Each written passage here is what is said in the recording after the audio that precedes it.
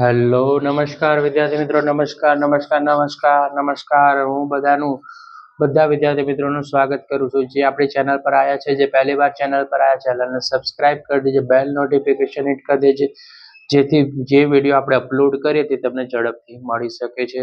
તો વિદ્યાર્થી મિત્રો, આજે આપણે ધોરણ 7માં વિષય ગણિત પ્રકરણ નંબર 9 પરિમિતિ અને ક્ષેત્રફળમાં સ્વાધ્યાય 9.2 જોવા જઈ રહ્યા છે. આજના વિડીયો સિરીઝ લેક્ચરમાં આજે આપણે પ્રશ્ન નંબર 1 સોલ્વ કરીશું. પછી પ્રશ્ન નંબર 2 આપણે ડેલી વિડીયો અપલોડ કરશું, આપણી ચેનલ પર જોશો તો તમને મળી જશે. નીચેની વર્તુળની ત્રિજ્યા આપેલી છે, તેના પરથી વર્તુળનો પરિઘ શોધો. બરાબર, શું આપેલું છે? ત્રિજ્યા તમને રકમમાં આપી દીધી છે, એનો પરિઘ શોધવાનો છે. પાઈ બરાબર 22/7 લો. આ સૂત્રો છે. વર્તુળનો પરિઘ બરાબર 1 નંબરનું સૂત્ર કે વર્તુળનો પરિઘ બરાબર 2πr. વર્તુળનું ક્ષેત્રફળ કે તો પાઈ r નો વર્ગ અને વર્તુળની ત્રિજ્યા બરાબર તો કે વ્યાસના છેદમાં 2. તો સૌથી પહેલા આપણે 14 સેમીની વાત કરીએ રકમ મુજબ. તો 14 સેમી છે, તો સૌથી પહેલા આપણે લખીશું અહીંયા કે વર્તુળની ત્રિજ્યા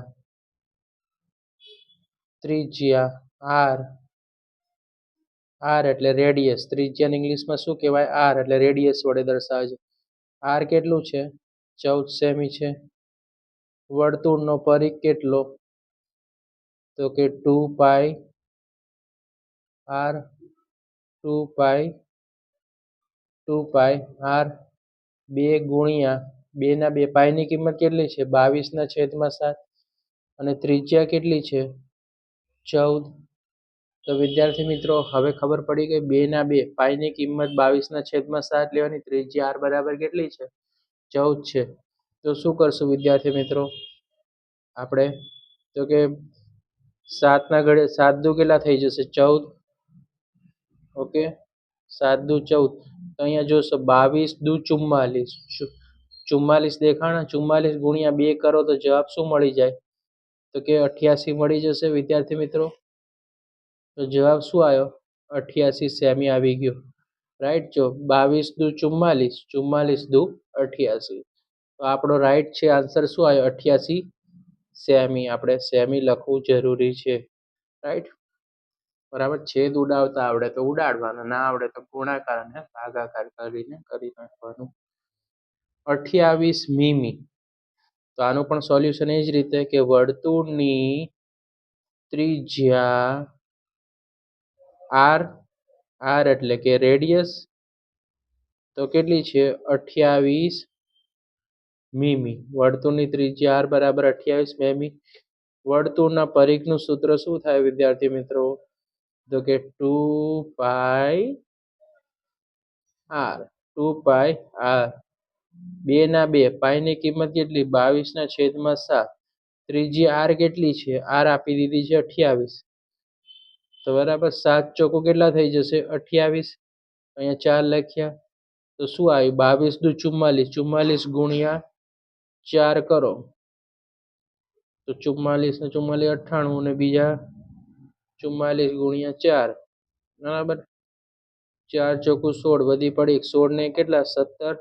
તો જવાબ શું આવ્યો વિદ્યાર્થી મિત્રો? 176 મીમી. રાઈટ. આન્સર શું આવ્યો? 176 મીમી.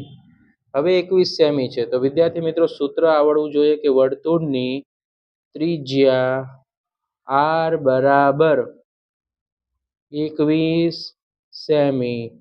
વર્તુળનો પરિઘનું સૂત્ર તો કે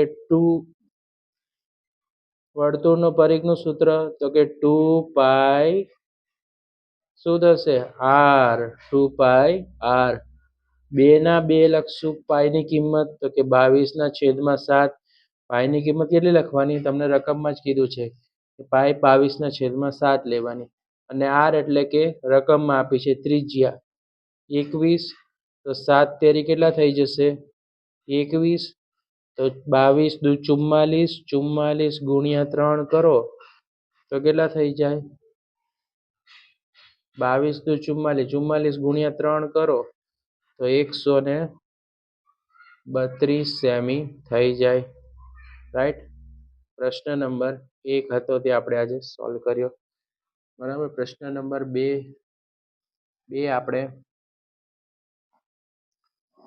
બે છે તે આપણે પછીના લેક્ચરમાં આપણે સોલ્વ કરશું. રાઈટ, તો વિડીયો પસંદ આવે તો વિડીયોને લાઈક કરી દેજો, ચેનલને સબસ્ક્રાઈબ કરી દેજો અને વિડીયો તમારા મિત્રો સુધી શેર કરી દેજો અને વિડીયો કમેન્ટ બોક્સમાં કમેન્ટ કરજો કેવો લાગ્યો છે.